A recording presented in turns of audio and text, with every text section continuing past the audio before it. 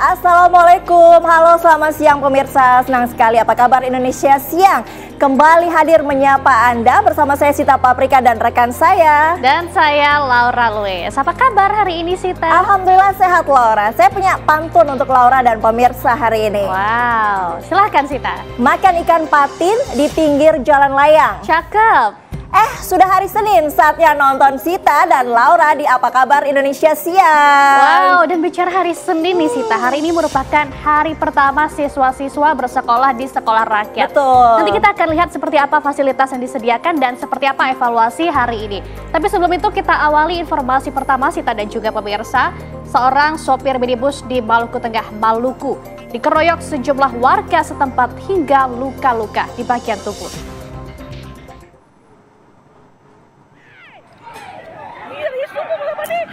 Inilah video amatir warga yang viral di media sosial yang memperlihatkan dua kelompok pemuda di kota Masohi, Kabupaten Maluku terlibat bentrok menggunakan alat tajam. Aksi pengeroyokan bermula saat korban menunggu petugas SPBU dengan waktu lama saat antrian pengisian BBM. Dalam video ini, kepanikan pun terjadi saat dua kelompok pemuda terlihat saling serang menggunakan alat berupa skop pasir milik SPBU. Akibat saling serang ini membuat sejumlah warga lainnya yang sedang mengantri pengisian bahan bakar minyak dan petugas SPBU panik dan berlarian saat kejadian. Akibat kejadian, sejumlah warga luka-luka dan diamankan di Polres Maluku Tengah, Maluku.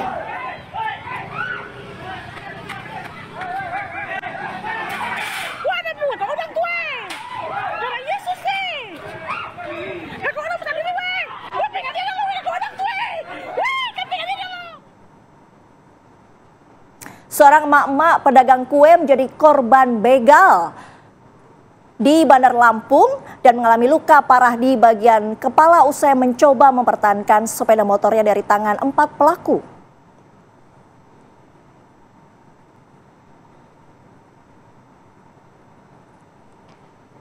Inilah rekaman CCTV saat para pelaku berusaha mencuri sepeda motor milik Mutia di Jalan Raya Basyid Labuhan Dalam, Tanjung Sedang, Bandar Lampung. Korban berusaha melakukan perlawanan terhadap komplotan begal dengan mencoba menarik sepeda motor miliknya agar tak dibawa kabur. Salah satu pelaku menodongkan senjata api kepada korban. Korban akhirnya terjatuh dan terseret hingga tak sadarkan diri. Korban langsung dibawa ke Rumah Sakit Immanuel Bandar Lampung untuk mendapatkan perawatan intensif. Polisi saat ini masih melakukan penyelidikan dengan memeriksa rekaman CCTV dan untuk mengungkap identitas pelaku.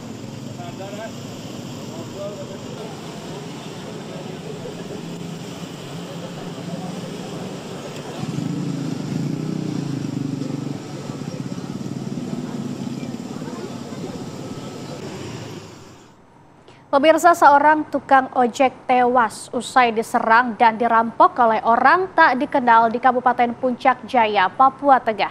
Korban kemudian dibuang ke dalam jurang sedalam 500 meter.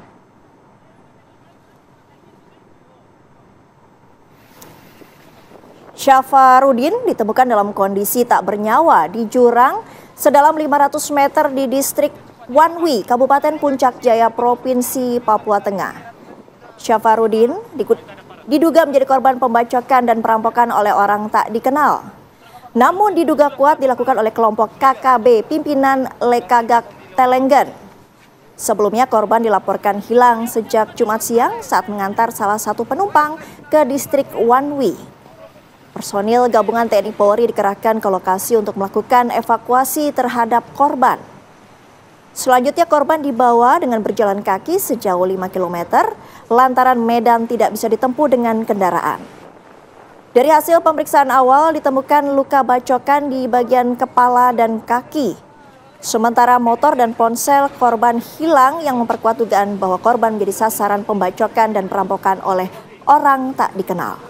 Rencananya jenazah akan dipulangkan ke kampung halaman di Makassar, Sulawesi Selatan.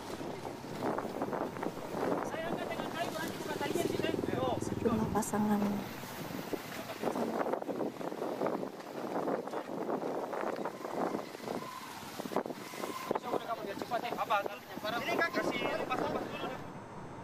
Sejumlah pasangan muda-mudi di Makassar melakukan aksi mabuk-mabukan dan menggelar kegiatan mesum di sebuah rumah yang terbengkalai.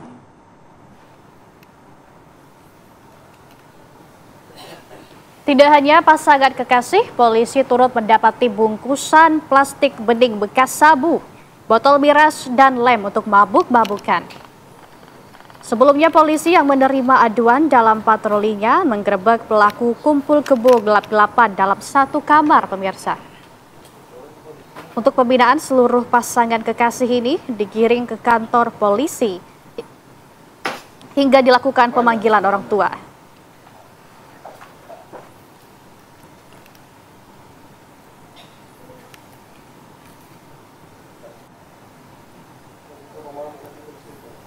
Lupa koreknya.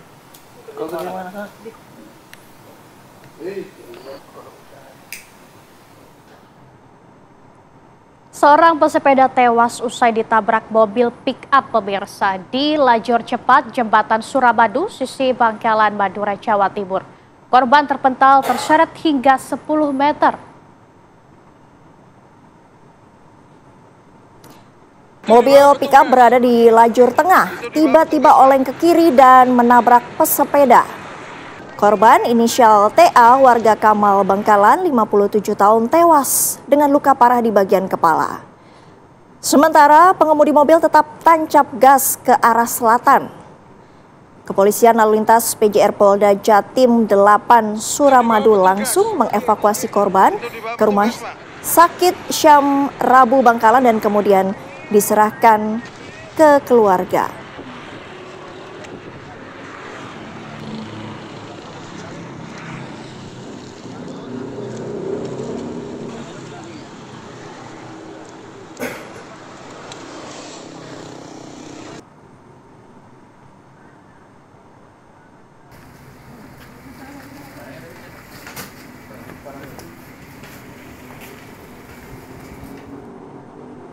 Kita ke informasi lain, pemirsa, soal hari pertama sekolah di mana orang tua siswa antusias antar anaknya untuk bersekolah di hari pertama dimulainya program Sekolah Rakyat oleh pemerintah.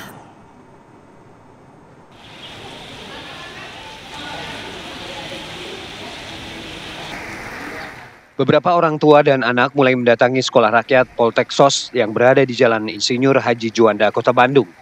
100 siswa yang akan mengikuti program Sekolah Rakyat ini akan dilakukan pemeriksaan kesehatan terlebih dahulu. 100 siswa tingkat SMA terdiri dari 52 siswa laki-laki dan 48 perempuan. Mereka tercatat dari keluarga miskin ekstrim ini akan tinggal di asrama dan diberikan pelayanan secara gratis. Untuk mensupport anak saya untuk belajar di sini ya dengan penuh harap apa yang menjadi cita-cita harapan kami, cita-cita anak saya terwujud di tempat ini. Saya ucapkan terima kasih kepada pemerintah dan saya golongan posisi boleh dikatakan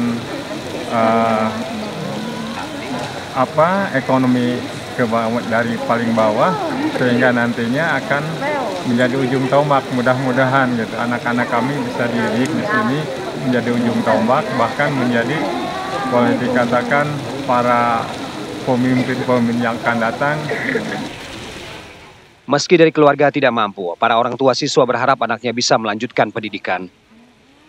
Dari Bandung, Jawa Barat, Cepi Kurnia, TV One mengabarkan.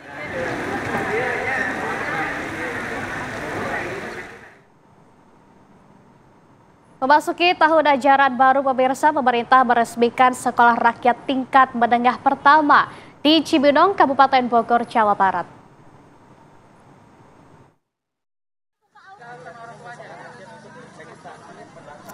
Menggunakan sistem asrama atau boarding school, Sekolah Rakyat ini mampu menampung sebanyak 100 murid dengan pembagian 43 siswa dan 57 siswa.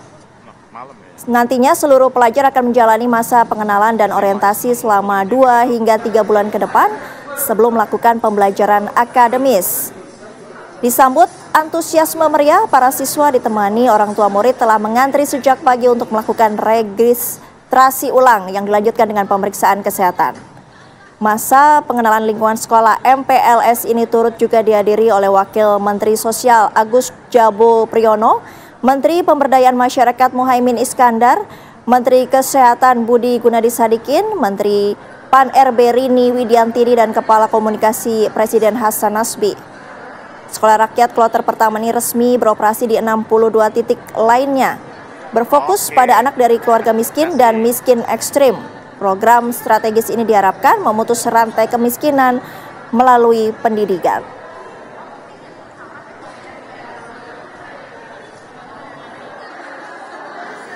Sekolah rakyat adalah strategi besar Presiden Prabowo untuk memutus mata rantai kemiskinan.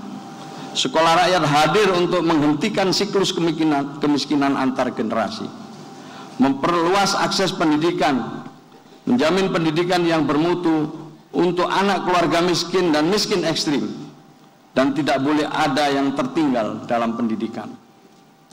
Berikutnya adalah bagian dari menyiapkan generasi emas tahun 2045. Pemirsa, kita beralih ke informasi lain. Polisi terus menelusuri sebab kematian diplomat muda Kemlu Arya Daru yang tewas dalam kondisi kepala terlakban di Menteng, Jakarta Pusat. Polisi bahkan membuka kemungkinan dilakukan ekshumasi atau pembongkaran makam Arya Daru untuk menguak misteri tewasnya Arya Daru di kamar indekosnya itu.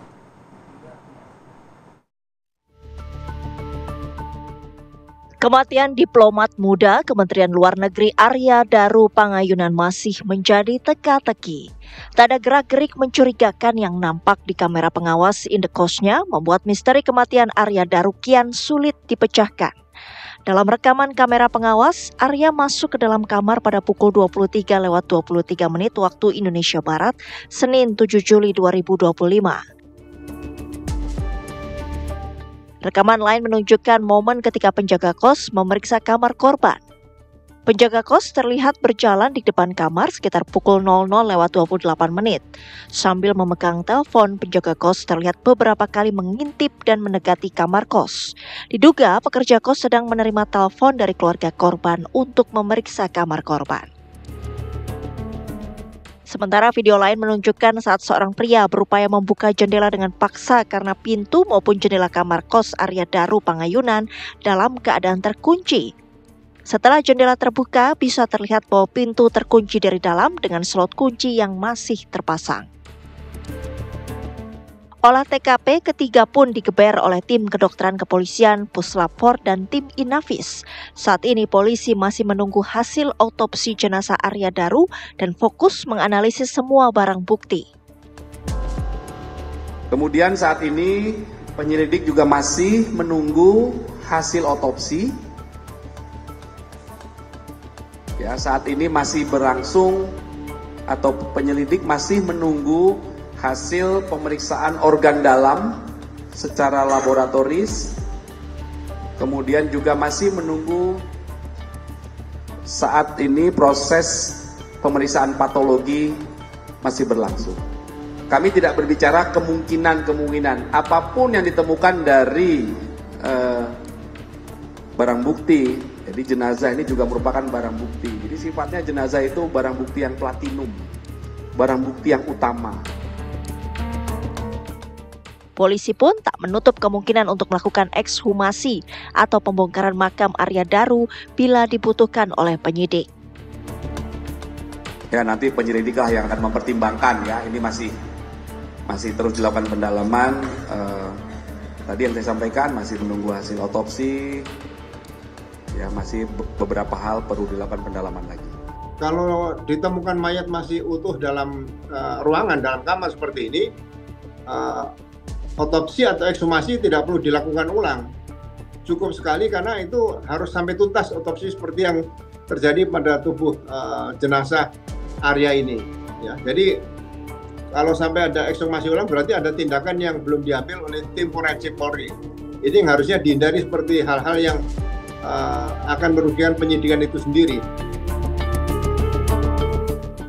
Penyidik kini terus mendalami komunikasi korban dengan orang-orang di sekitarnya saat masa-masa terakhir hidupnya guna membantu proses penyelidikan. Tim TV One mengabarkan.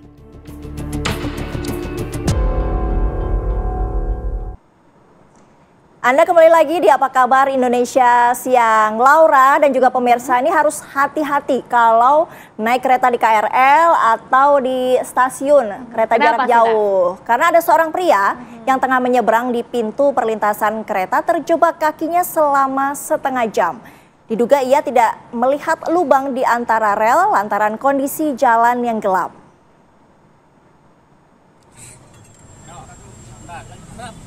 Tapi untungnya Sita dan juga pemirsa, petugas damkar pun langsung mengevakuasi dengan menggunakan peralatan.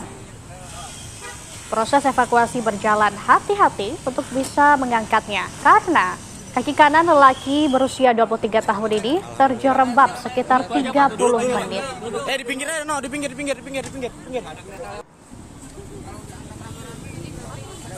Kondisinya gelap juga ya Laura ya, jadi dia mungkin tidak melihat, jadinya terperosok ke dalam lubang.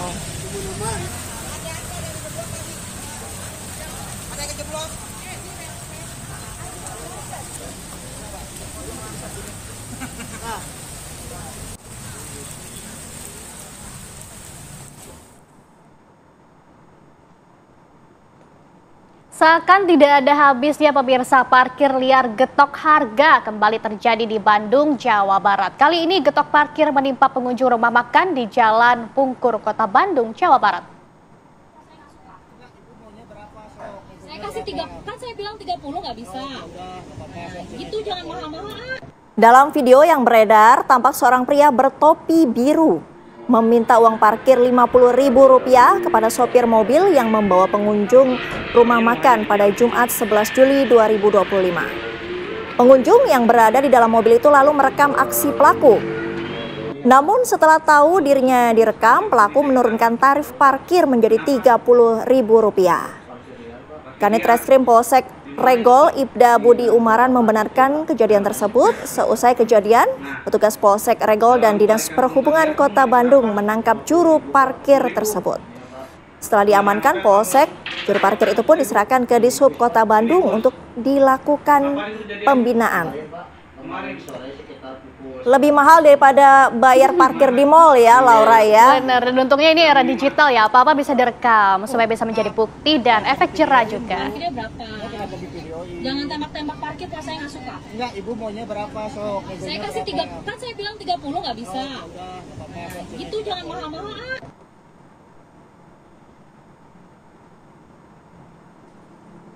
Kita ke informasi lain, pemirsa. Naila, bocah perempuan yang pernah membuat Presiden Prabowo Subianto terharu melihat fotonya, hari ini mulai bersekolah di sekolah rakyat yang berada di Jalan Salodong, Kecamatan Biringkanaya, Kota Makassar.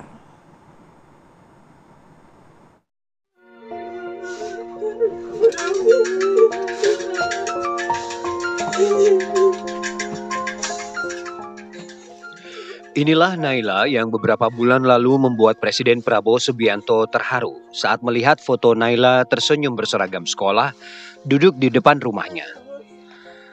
Naila merupakan anak kedua dari 3 bersaudara, pasangan Samsul dan Nurlia yang tinggal di daerah Kumuh di Jalan Pandang 4, Kecamatan Panakukang, Kota Makassar. Hari ini Naila telah berangkat ke sekolahnya yang baru, di sekolah rakyat yang berada di Jalan Salodong, Kecamatan Biringkanaya, Kota Makassar pada Senin pagi. Dengan penuh semangat, Naila bersama 2 temannya, Aliyah dan Tiara, yang juga bersekolah di sekolah rakyat, memasukkan pakaian bersama kebutuhan lainnya ke dalam tas. Mereka juga akan tinggal di asrama di sekolah rakyat.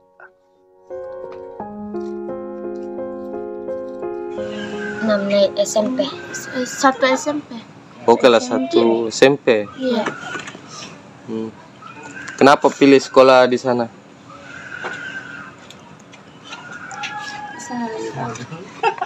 Hah? Supaya tidak membebani orang tua. Oh, begitu. Semuanya ditanggung sama itu, pakaian di rumah saja dibawa. Oh, begitu.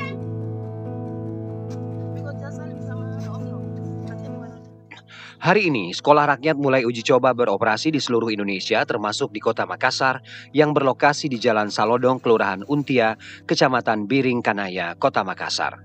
Dari Makassar, Abdullah Daeng Sirwa, TV One mengabarkan.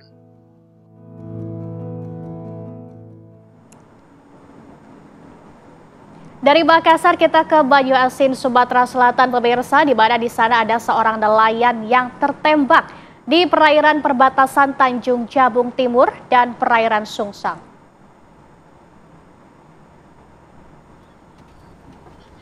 Yogi Pratama, 26 tahun, warga Sungsang 1 Banyuasin, kritis akibat terkena tembakan di bagian leher.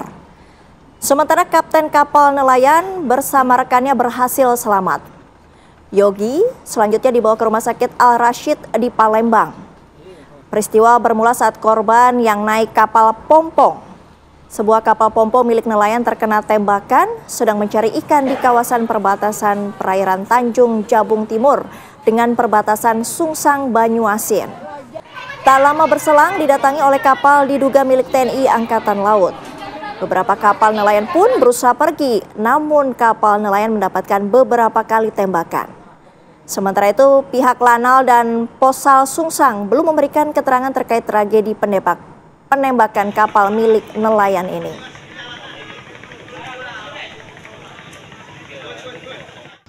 Kalau penyebabnya tidak, apa kira-kira penyebab mereka nembak tuh, Pak? Belum tahu, mungkin itu aku lari itu di sekiranya apa, Bang. Iya, kan iya. kita makluman nelayan kan trauma kan takut kan.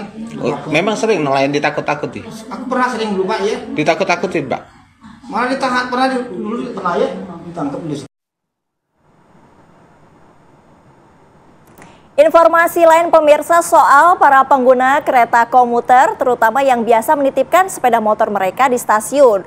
Pernah nggak sih ketemu sepeda motor terparkir di area penitipan stasiun yang sepertinya sudah berhari-hari di sana? Nah, seorang warganet di akun TikTok Jona dan Jidan membagikan kisah yang unik. Di mana pemirsa di sini warga tersebut menyebutkan bahwa untuk penitipan setiap sepeda motor ditandai oleh petugas penitipan dengan satu tali rafia. Tapi ternyata ada sepeda motor yang banyak sekali dipasang tali rafia Sita dan juga pemirsa. Nah, kalau misalnya satu rafia artinya 1 hari, berarti ini ada berapa hari ya? Atau jangan-jangan hitungannya sudah bulan? Lihat aja nih Sita dan juga pemirsa, kondisi sepeda motornya ini sudah berdebu, pertanda sudah lama tak dirawat oleh pemiliknya. Jangan-jangan udah pindah rumah ini pemilik kenapa nggak dijemput nih. ya motornya ya? Buat kita aja boleh nggak sih? Boleh diakui nih sama si tukang jukirnya. Kita dikasih tanda rafia. Jadi ini satu rafia itu semalam gitu ya, semalam nginep. Ini motor siapa coba? Sampai banyak banget rafianya. Orangnya kemana?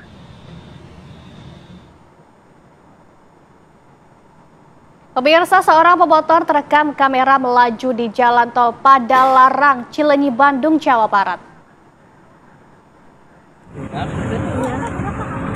Ibu mau kemana, Ibu? Aksi seorang pemotor masuk ruas jalan tol dari gerbang tol Cileunyi, Bandung terekam kamera ponsel salah satu pengguna jalan. Meski sempat nekat tetap melaju saat ditegur, namun petugas Jasa Marga Purbalenyi berhasil memberhentikannya di kilometer 142 dan langsung diamankan ke gerbang tol Muhammad Toha. Menurut keterangan pemotor, ia salah mengikuti jalur yang tersedia dalam aplikasi petunjuk jalan. Pihak Jasa Marga mengimbau pengguna aplikasi petunjuk jalan untuk memastikan settingan sesuai dengan moda transportasi yang digunakan. Ini memang sering terjadi ya, pakai aplikasi malah justru nyasar masuk jalan tol. Bahaya ya sih. Membahayakan pengguna lain juga.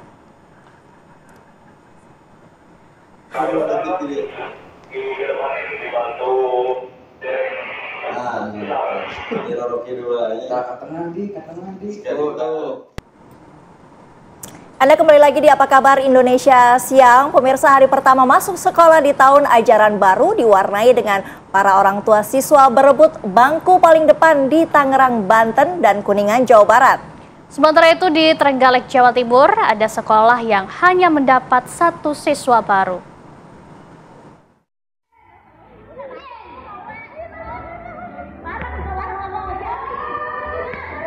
Orang tua siswa didik baru terlihat berebut bangku atau kursi di Sekolah Dasar Negeri 3 Kota Bumi, Kecamatan Pasar Kemis, Kabupaten Tangerang, Banten pada Senin pagi. Para orang tua siswa ini rela datang pagi-pagi untuk melihat dan memastikan nama anaknya serta mendapat kursi paling depan. Selanjutnya, para siswa didik baru ini dikumpulkan di tengah lapangan setelah upacara dalam rangkaian MPLS di tahun ajaran baru dengan melepas puluhan balon yang dibawa para siswa baru.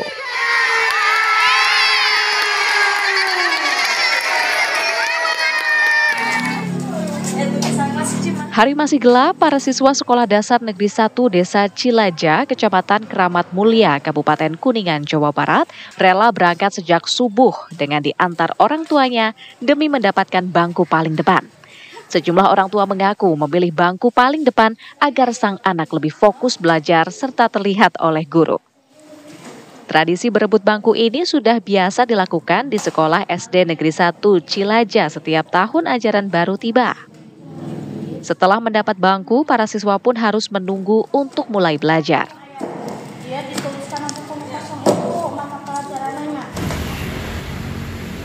Di hari pertama penerapan masuk sekolah pukul 6.30 dan MPLS, puluhan siswa kelas 10 terlambat pada Senin pagi. Banyak siswa terlambat karena kondisi lalu lintas Kota Bandung mengalami kepadatan serta turun hujan. Dalam tahun ajaran 2025-2026, SMA Negeri 1 Bandung menerima 484 siswa yang dibagi dalam 11 rombongan belajar. Dalam satu rombongan belajar diisi sebanyak 44 siswa. Akibat keterbatasan sarana, banyak siswa baru tidak kebagian meja untuk belajar. Kekurangan kursi yang meja, mungkin kami masih memberdayakan yang ada di sekolah ya, masih memberdayakan potensi yang ada di sekolah. Kami baru punya kursi-kursi citos seperti itu yang ada itu yang biasa dipakai di aula. Sudah dikomunikasikan, kita sudah mengisi link gitu ya, keterbatasan dan apa yang dimiliki gitu ya, potensi yang dimiliki terkait sarprasnya, kemudian kekurangannya sudah diinformasikan. Nanti mungkin kita juga menunggu kebijakan dari distrik selanjutnya. Sementara itu, memasuki hari pertama tahun ajaran 2025-2026, SD Negeri 1 Kendal Rejo, Kecamatan Durenan, Kabupaten Trenggalek hanya mendapat 1 murid. Meski menerima 1 murid, guru SD Negeri 1 Kendal Rejo tetap melaksanakan pembelajaran serta kegiatan masa pengenalan lingkungan sekolah atau MPLS. Ada beberapa faktor yang menyebabkan SD Negeri 1 Kendal Rejo sepi peminat. Di antaranya lulusan murid TK yang sedikit hingga jumlah lembaga pendidikan setingkat yang banyak. Untuk tahun ini dapat 1 siswa. Kalau tahun kemarin itu kan banyak ya. Untuk tahun ini kemungkinan memang dari TK itu sedikit lulusan. Dari TK sini ada 3 siswa itu masuk di Kendal 2 wilayahnya. Jadi di sini justru dapat dari TK-nya SDI di sini Giriarum 1 itu. Kebetulan rumahnya dekat sini. Pihak sekolah akan tetap berusaha memperbaiki kualitas pendidikan agar dapat menarik minat orang tua untuk mau menyekolahkan anaknya ke SD Negeri 1 Kendal Rejo. Tim TV One mengabarkan.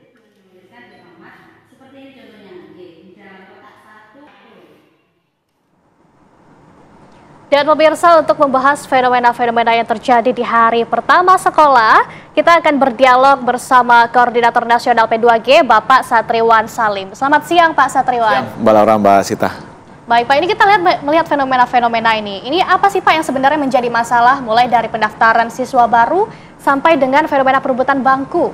Ya, kalau berbicara perebutan bangku ya, karena memang di Indonesia itu unik ya, masuk sekolah negeri tapi diseleksi gitu ya. Padahal kita berbicara UUD 1945 sebagai konstitusi kita pasal 31 adalah hak anak-anak Indonesia ya untuk mendapatkan pendidikan gitu. Tetapi untuk mendapatkan sekolah negeri khususnya harus diseleksi terlebih dahulu gitu. Kenapa diseleksi? Karena memang jumlah sekolahnya terbatas, sekolah negeri itu gitu ya. Di sisi lain jumlah calon muridnya itu sangat banyak gitu ya. Nah, sehingga mereka tidak semua dapat tertampung di sekolah negeri gitu kan ya, ditambah lagi dengan distribusi sekolah negeri kita yang tidak merata gitu. Jadi fenomena tadi anak-anak ada yang tidak dapat sekolah, atau kemudian ada sekolah yang pendaftarnya cuma 1 atau 2 gitu kan ya. Nah, itu karena sebaran sekolah negeri yang tidak merata. Fenomena yang hampir sama juga terjadi misalnya di Jawa Barat saat ini ya. Sekolah-sekolah negeri khususnya SMA SMK itu banyak yang mengalami berkurangnya calon pendaftar. Bahkan ada yang cuma 11 gitu, cuma 10 gitu ya, di Garut, di Tasikmalaya, di Sukabumi gitu ya, karena pemerintah provinsinya menetapkan SMA negeri, SMK negeri itu boleh menerima murid sampai 50 orang per kelas gitu ya. Nah, ini kan tentu berdampak kepada eksistensi sekolah swasta gitu. Nah, berarti kalau ditarik ke belakang, apa evaluasi dari proses penerimaan siswa baru di tahun ini, Pak? Ya, kalau proses SPMB ya, seleksi penerimaan murid baru, persoalannya masih relatif sama, yaitu karena persoalan pokoknya belum terintervensi secara komprehensif, yaitu jumlah sekolah negeri kita memang tidak merata gitu ya. Kan sekolah itu yang makin tinggi jenjangnya makin sedikit jumlahnya. Nah, sedangkan calon peserta didiknya makin banyak gitu ya. Oleh karena itu kami mengapresiasi misalnya Pemda-Pemda seperti Banten, DKI Jakarta, dan beberapa daerah lain yang sudah menerapkan SPMB bersama dengan sekolah swasta. Jadi anak-anak yang tidak tertampung di sekolah negeri, ya kan, karena keterbatasan bangku, keterbatasan kelas, itu kemudian redistribusi oleh pemerintah daerah ke sekolah swasta dengan jaminan mereka pembiayaan sekolahnya itu ditanggung oleh pemerintah daerah. Nah, itu bagus tuh ya, Depok, Tangerang gitu ya, Jakarta sudah lama, kalau nggak salah juga Surabaya, Gorontalo dan seterusnya. Nah, ini saya pikir bisa menjadi solusi agar anak-anak kita tetap bersekolah gitu. Baik, tapi ini juga ada Pak satu sekolah yang hanya menerima 1 siswa atau yang mendapatkan 1 siswa baru. Ini sebenarnya penyebabnya kenapa, dan apakah hal serupa ini pernah terjadi sebelumnya? Pernah terjadi di Jawa Tengah, Jawa Timur ya, sekolah negeri khususnya ya. Sekolah negeri misalnya di Kabupaten Semarang itu tahun lalu atau 2023 gitu ya, 2 tahun atau setahun lalu, itu sekolah SD ya, ada 99 SD negeri yang tidak punya murid bahkan. Ya kan, bahkan guru melakukan aktivitas door to door ya. Jadi tugas guru di daerah itu bukan lagi mengajar, mendidik, membimbing, tapi juga nyari-nyari murid ke rumah-rumah gitu. Kenapa? Karena balik ke yang tadi, jumlah calon muridnya kalau di daerah itu ya, jumlah calon muridnya sedikit, sedangkan sekolah negerinya banyak.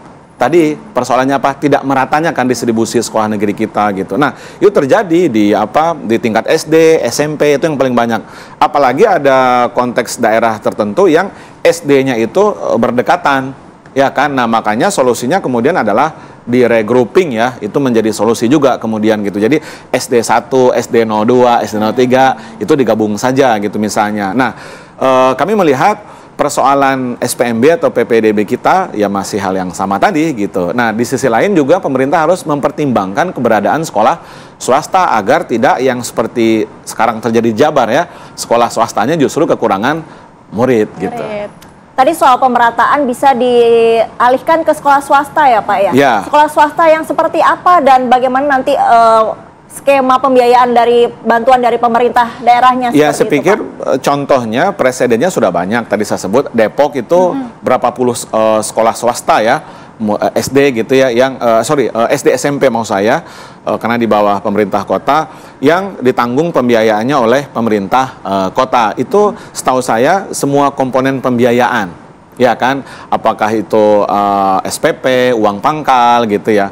Nah, yang kedua, saya melihat fenomena sekolah negeri misalnya di beberapa daerah kekurangan pendaftar tadi ya, justru sebaliknya itu adalah karena sekarang pemerintah juga punya sekolah baru, entitas sekolah rakyat ya, sekolah rakyat yang itu statusnya negeri ya kan, dan itu juga dibiayai penuh oleh pemerintah pusat, yaitu dalam hal ini Kemensos yang mengelola gitu. Dan itu uang pangkal tidak ada, pokoknya mulai dari ujung rambut sampai ujung kaki itu dibiayai oleh negara, bahkan dikasih laptop ya kan, makannya, asramanya semua ditanggung oleh negara. Jadi orang tua sekarang pilihan untuk memasukkan anaknya ke sekolah itu lebih banyak kalau sekolah rakyat memang untuk kategori yang miskin ekstrim 1 atau 2 ya, desil 1, desil 2 gitu.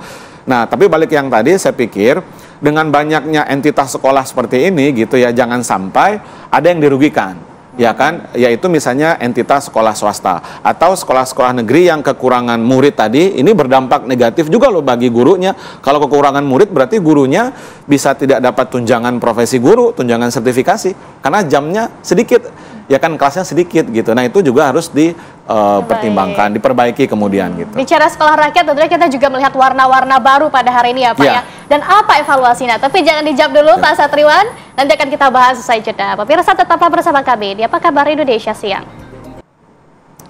Kita kembali lagi di Apa Kabar Indonesia Siang. Kita langsung saja Pak Satriwan tadi sudah menyinggung soal sekolah rakyat. Seberapa efektif peran dari sekolah rakyat itu untuk mengatasi pemerataan pendidikan di Indonesia ini? Ya, memang itu upaya pemerintah saat ini ya Pak Prabowo untuk memutus mata rantai kemiskinan gitu. Karena memang anak-anak kita yang kategori miskin, miskin ekstrim gitu ya, yang putus sekolah itu kan cukup tinggi ya. Di Indonesia tahun 2000 terakhir ya 2024 anak yang tidak sekolah itu ada 4 juta lebih yang tidak sekolah. Nah, memang pemerintah beralasan bahwa kalau semuanya diterima di sekolah negeri misalnya yang umum gitu ya, kan terbatas gitu. Kemudian juga tidak ada cara yang di sekolah negeri pada umumnya itu nggak langsung bisa memutus mata rantai kemiskinan gitu. Nah, dengan adanya sekolah rakyat itu kemudian diakselerasi, dipercepat karena memang pelayanannya lebih, kemudian fasilitasnya lebih gitu ya.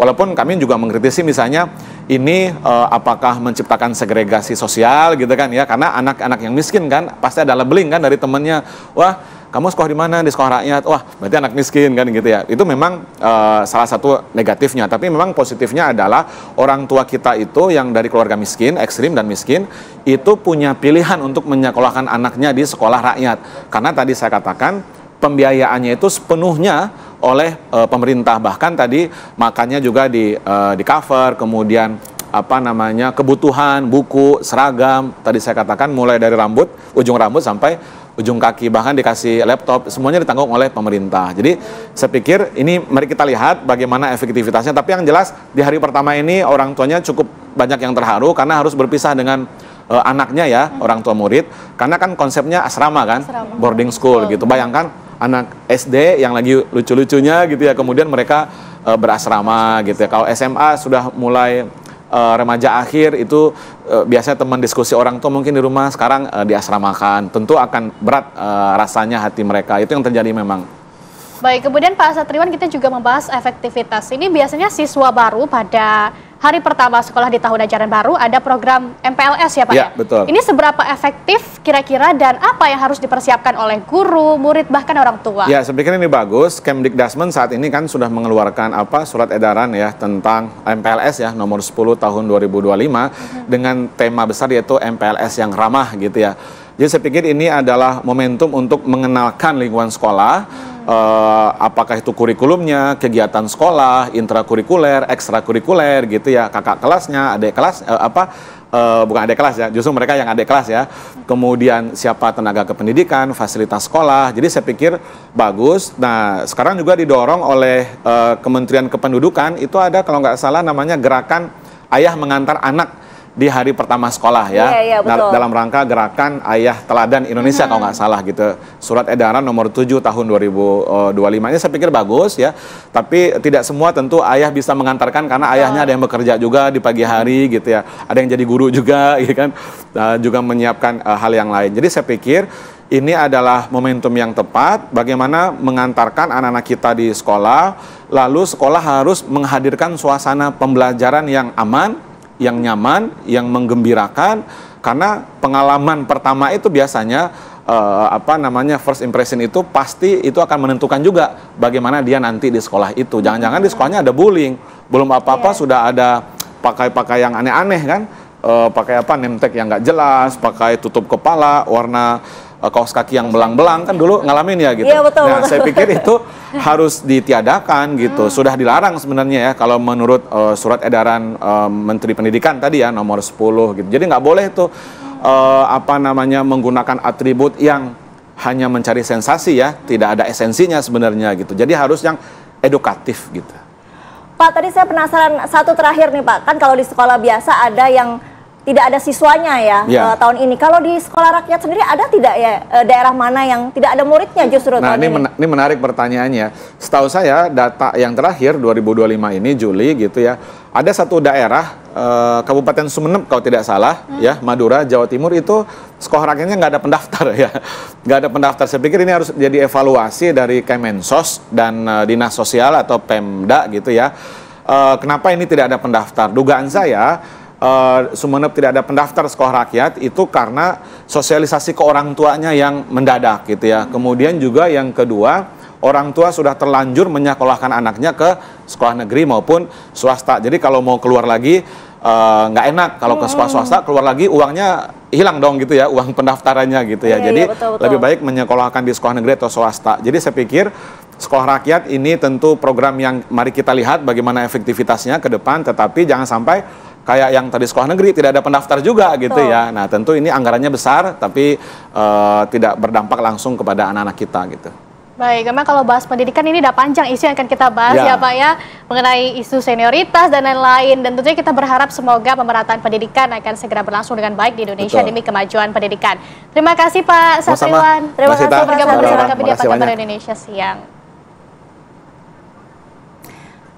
Pemirsa, kita ke informasi lainnya. Usai melakukan kunjungan ke Belgia, Presiden Prabowo Subianto melanjutkan kunjungan kenegaraan ke Paris, Prancis. Puluhan diaspora dari berbagai kalangan dan usia menyambut kedatangan Presiden di Hotel Kota Paris.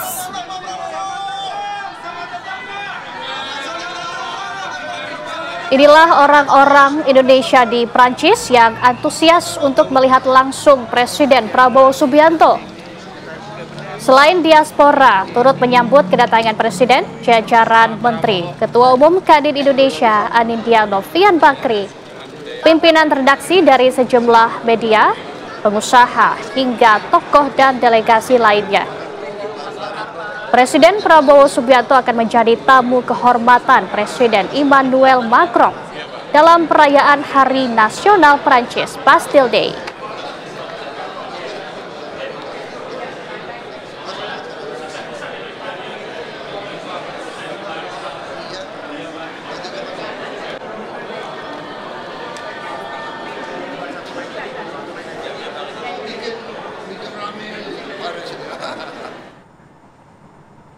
Angkatan Udara Prancis mengerahkan lebih dari 2 lusin pesawat tempur dan helikopter untuk latihan menjelang Parade Udara Hari Bastille yang digelar di Paris pada Senin 14 Juli. Presiden Prancis Emmanuel Macron mengundang Presiden Republik Indonesia Prabowo Subianto sebagai tamu kehormatan dalam perayaan Hari Nasional Prancis. Tentara Nasional Indonesia juga akan bergabung dalam perayaan Hari Bastille bersama para komandannya. Kontingen Indonesia yang berjumlah hampir 500 personil mendapat kehormatan sebagai barisan pembuka dalam parade. Selain parade, kontingen Indonesia juga mengenalkan budaya nasional di pusat kota Paris. Pertunjukan tersebut mencakup tari kecak, tari reog, ponorogo, dan seni bela diri. Kegiatan ini menjadi wujud nyata pelaksanaan diplomasi pertahanan yang diinisiasi oleh Kementerian Pertahanan melalui penguatan hubungan bilateral di bidang pertahanan dengan negara sahabat. Kedua kepala negara sebelumnya bertemu di Jakarta pada akhir Mei dalam kunjungan Macron ke Asia Tenggara.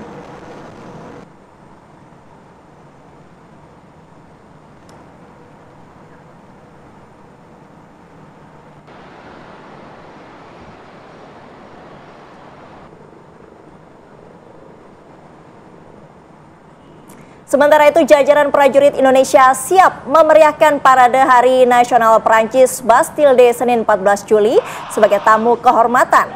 Tim parade kontingen Indonesia akan berada di barisan terdepan parade tersebut.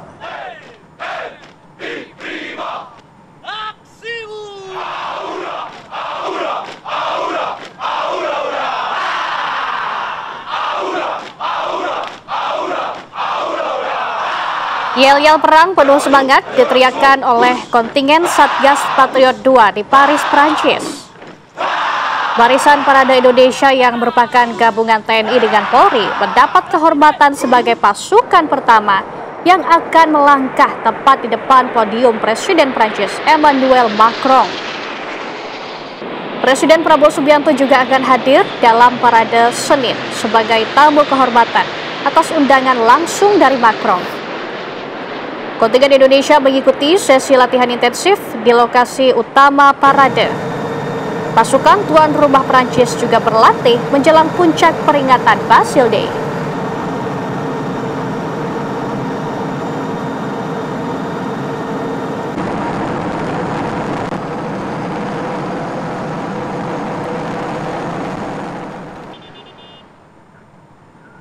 Kemudian pemirsa, suasana pagi hari di kota Paris juga terlihat semarak jelang Bastille Day.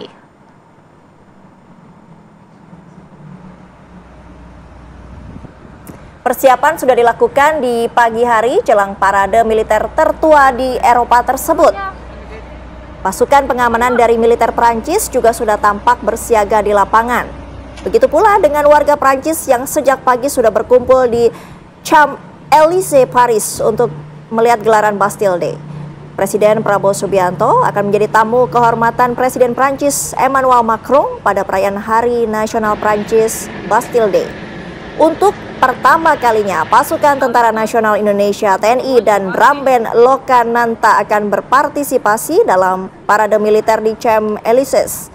Kontingen TNI berjumlah 504 personil, terdiri dari TNI AD, TNI AL, TNI AU, serta taruna dari Akmil, AL, AU, dan Akpol.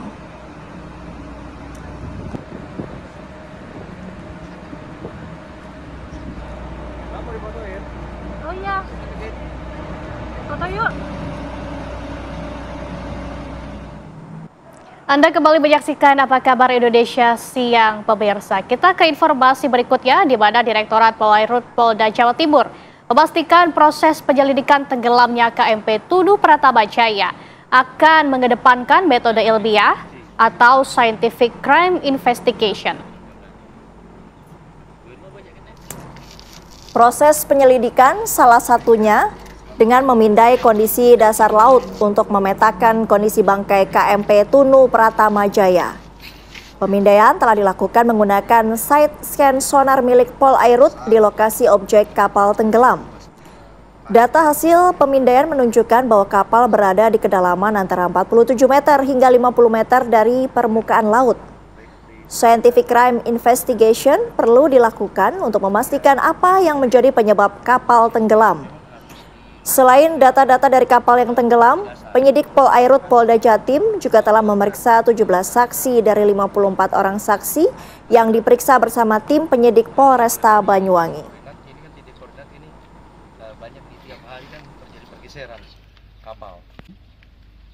Berdasarkan kita bicaranya scientific investigation dengan teknologi, kalau berbicara penyebab tenggelamnya kapal kan sampai dengan hari ini tidak bisa kita ketahui.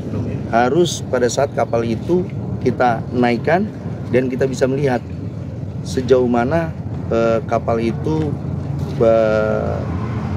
pada saat dimulai daripada start di pelabuhan LMC, kemudian bergerak dan tenggelam pada koordinat sekian. Kita melakukan scientific investigation apakah memang ini karena bocoran mesin ataukah karena ombak yang memukul kapal dengan arus yang demikian kuatnya di atas rata-rata sehingga menyebabkan tenggelam kapal, ataukah dengan karena beban beratnya kendaraan yang ada di dalam kapal sehingga menyebabkan kapal tenggelam. Sementara itu, pemirsa, tim SAR TNI Angkatan Laut merilis visualisasi objek yang diduga KMP Tunu Pratama Jaya di Selat Bali.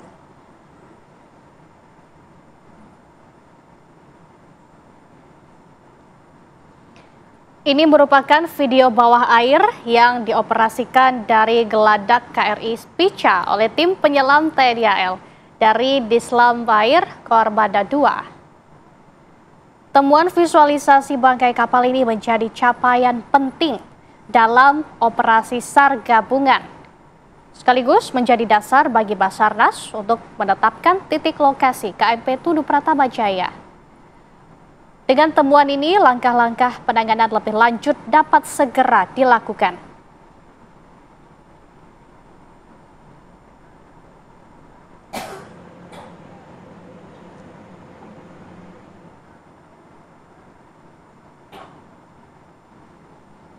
Dan pemirsa, untuk membahas seputar penemuan KMP Tunu Pratama Jaya telah bergabung bersama kami Laksamana Muda Ribut Eko Suyatno, Deputi Bidang Operasi dan Kesiapsiagaan Basarnas selaku SAR Mission Coordinator. Selamat siang Pak Eko. Selamat siang Mbak Laras dan Sita dan rekan-rekan pemirsa TV One.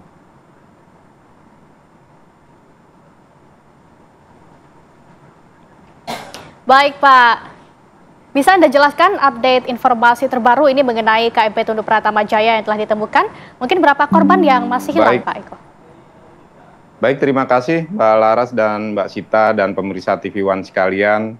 Saya berada di posko Tim SAR Gabungan untuk poskonya SMC, Search Mission Coordinator. Saya berangkat dulu dari organisasi SAR yang ada, bahwa Search Coordinator berada di bawah SC, Search Coordinator, yaitu Kepala Badan SAR Nasional. Kemudian kita ada on-screen koordinator mulai dari Gilimanuk, Ketapang, dan bawah air. Kemudian saya ada SRU, udara, darat, laut, dan darat. Udara, laut, dan darat. Untuk SRU laut, seluruh potensi SAR dalam hal ini KRI dari TNI AL, kapal dari Polair itu di bawah koordinasi SMC. Selanjutnya pada hari ke-13 saat ini jumlah korban yang perlu kita evakuasi ada 17 orang. Sehingga dari temuan 18 mayat masih ada 3 orang yang perlu proses identifikasi oleh tim DVI Polda Jatim. Demikian Mbak Sita. Pak Eko, terkait penemuan diduga bangkai dari KMP Tunu Pratama Jaya ini, apa yang akan dilakukan oleh tim SAR gabungan terhadap bangkai tersebut? Apakah akan dipindahkan atau seperti apa Pak Eko?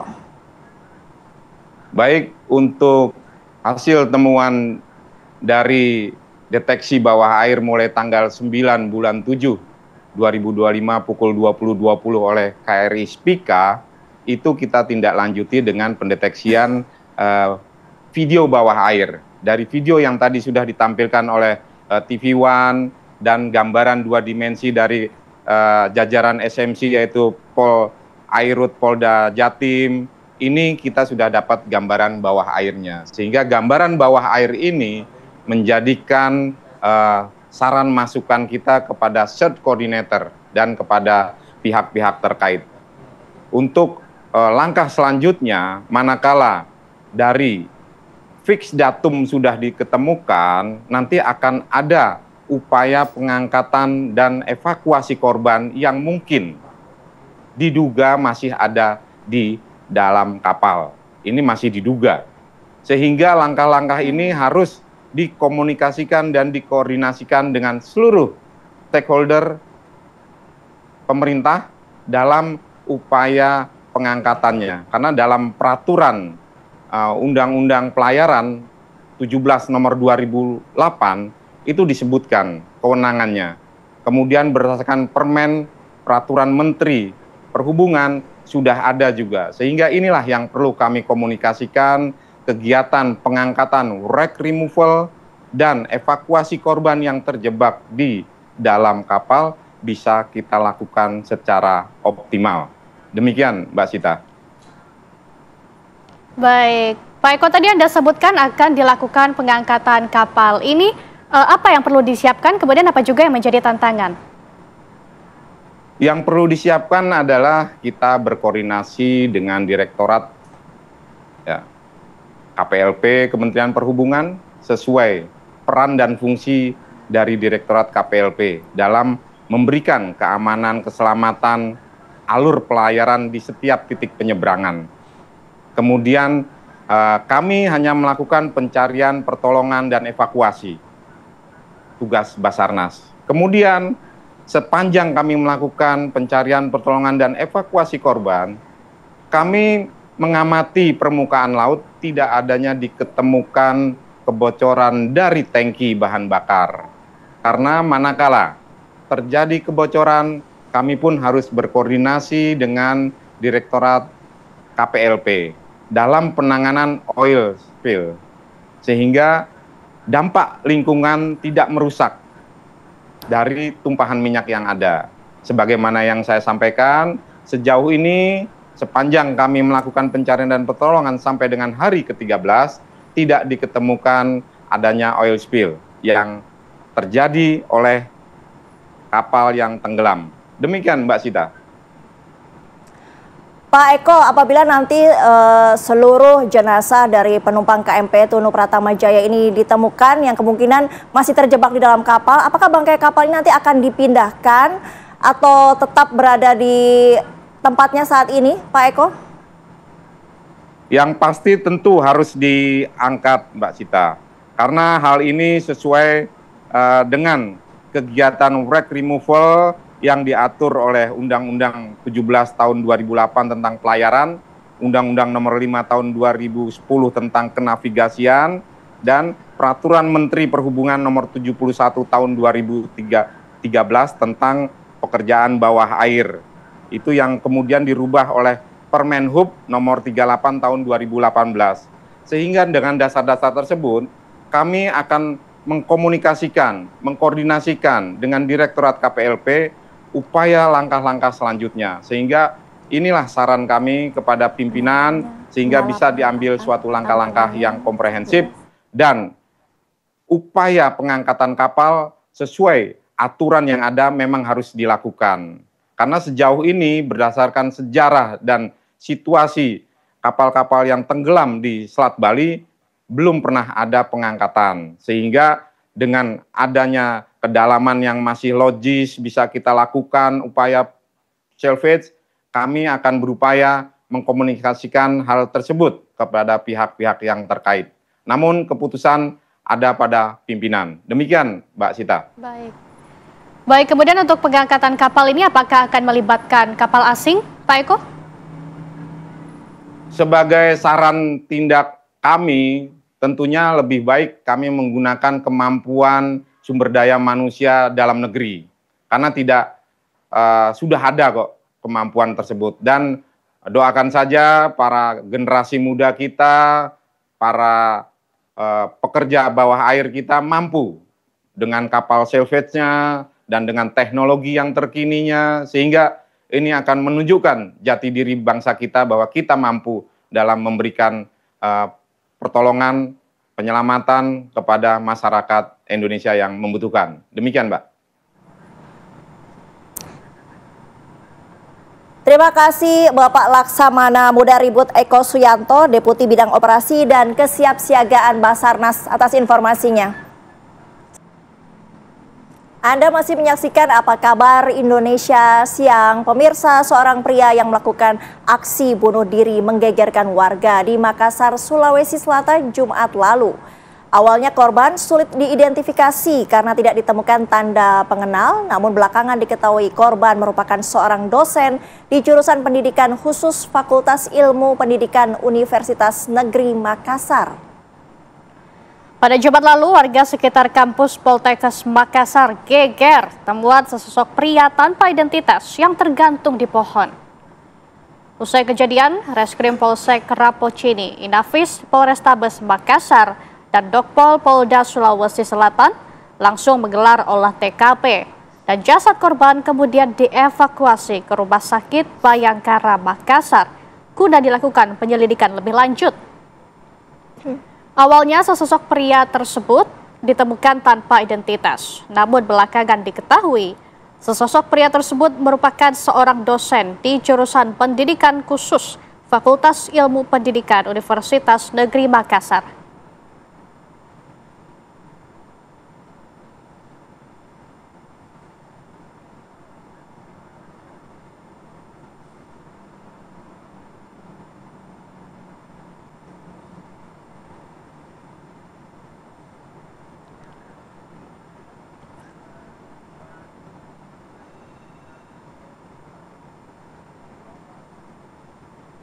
Pemirsa, dua emak-emak di Probolinggo, Jawa Timur ditangkap polisi lantaran mencuri tas berisi uang jutaan rupiah. Warga berbondong-bondong menyaksikan proses penangkapan dua emak-emak. Kedua emak ini tertangkap mencuri tas berisi uang 20 juta rupiah di pasar Gotong Royong. Modus keduanya berpura-pura sebagai pengunjung pasar tradisional di kota maupun kabupaten. Di lokasi keduanya membagi tugas. Satu orang mengalihkan pemilik toko, satu orang lainnya bertugas mengambil barang yang ada di toko. Untuk mencegah amukan massa dan pemeriksaan lebih lanjut, M dan H dibawa ke Polres Probolinggo.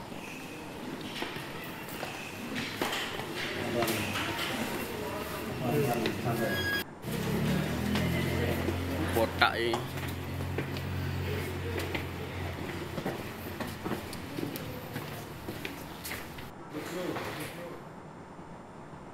Kita ke informasi mengenai sekolah rakyat. Pemirsa, Menteri Koordinator Bidang Infrastruktur dan Pembangunan Kewilayahan Indonesia, Agus Harimurti Yudhoyono meninjau kesiapan sekolah rakyat menengah atas di Sentra Antasena Kabupaten Magelang, Jawa Tengah. Sekolah rakyat menengah atas Sentra Antasena tersebut telah siap beroperasi serentak pada hari ini bersama 62 sekolah rakyat lain di Indonesia.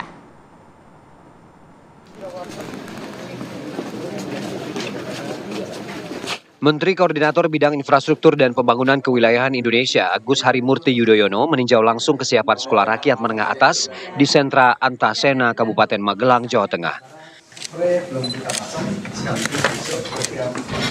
Di sekolah rakyat ini, AHY meninjau beberapa lokasi, diantaranya ruang kelas, ruang asrama siswa putra dan putri, ruang makan dan fasilitas lain seperti laboratorium, ruang guru, dan musola. AHY menyatakan bahwa sekolah rakyat menengah atas di Sentra Antasena telah siap beroperasi. Orang tuanya ngantor terakhir gitu ya? Iya. Ya. Terus kapan bisa ketemu lagi tuh? Wah. Ini adalah program strategis Bapak Presiden Prabowo Subianto, di mana Kementerian Sosial menentukan lokasi-lokasi yang dianggap memang sangat dibutuhkan untuk menghadirkan sekolah rakyat yang gratis bagi masyarakat kurang mampu. Jadi ini untuk anak-anak kita yang memang kurang mampu, berasal dari keluarga yang kurang mampu. Dipersiapkan dengan baik. Tadi kita lihat ruang-ruang kelas, ada 4 ruang kelas, karena nanti kapasitasnya kurang lebih 100 orang siswa.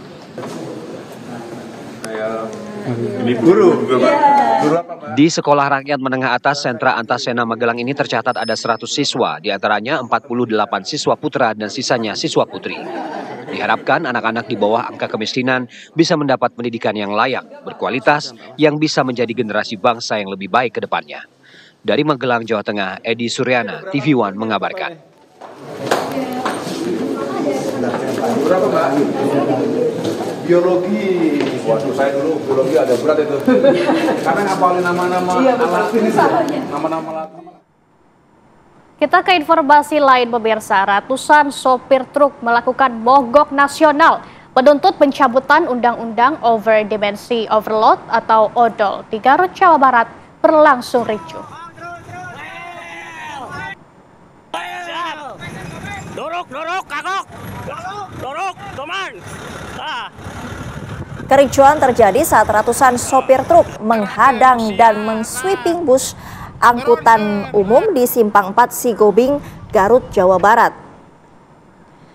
Para sopir truk melakukan sweeping kepada bus angkutan umum yang sengaja membawa hasil bumi dan barang di Terminal Garut tujuan Jakarta.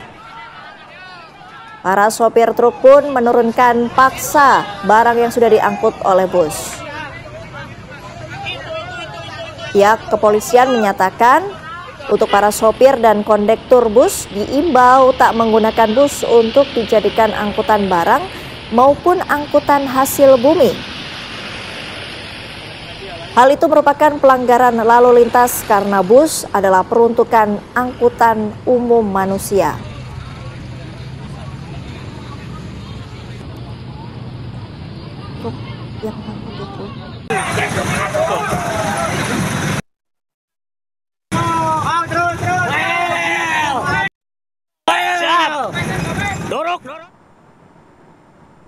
Sementara itu, pemirsa, truk yang mengangkut 20 warga yang pulang dari menghadiri acara adat terguling di Toraja Utara, Sulawesi Selatan. Kecelakaan tersebut menelan 6 korban jiwa.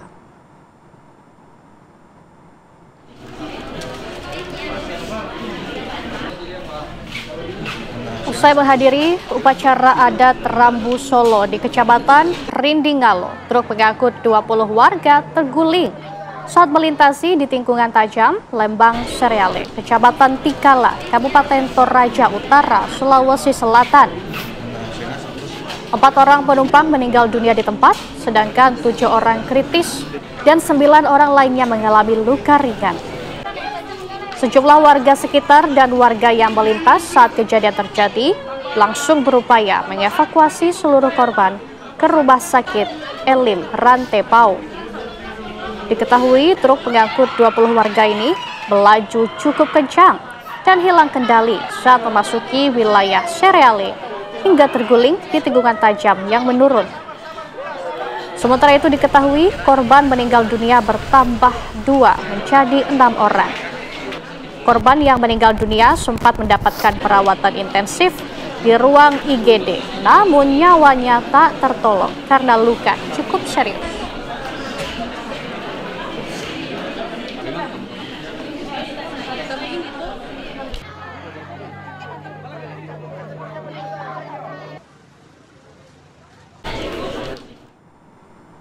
Pemirsa, ratusan warga di Sleman, Yogyakarta berebut gunungan hasil bumi dalam tradisi Merti Dusun. Warga percaya buah-buahan dan sayuran dari gunungan tersebut dapat mendatangkan berkah.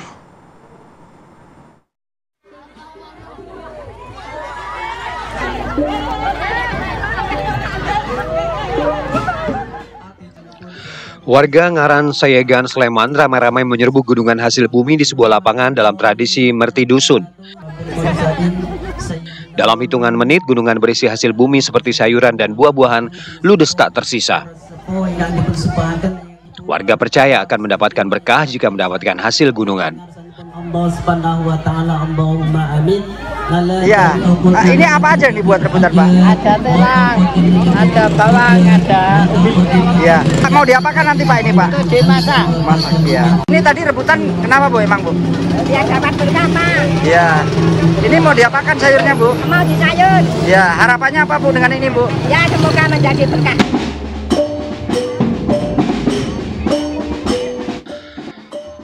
Sebelum diperebutkan, gunungan hasil bumi dan gunungan ayam ingkung diarak keliling kampung sejauh 1 km. Selama prosesi kirap juga ditampilkan kesenian seperti bregada, pasukan keraton, dan ogoh-ogoh. Acara Merti Dusun adalah bentuk ungkapan rasa syukur warga atas hasil bumi yang melimpah. Dari Sleman, Yogyakarta, Andi Prasetyo, TV One mengabarkan.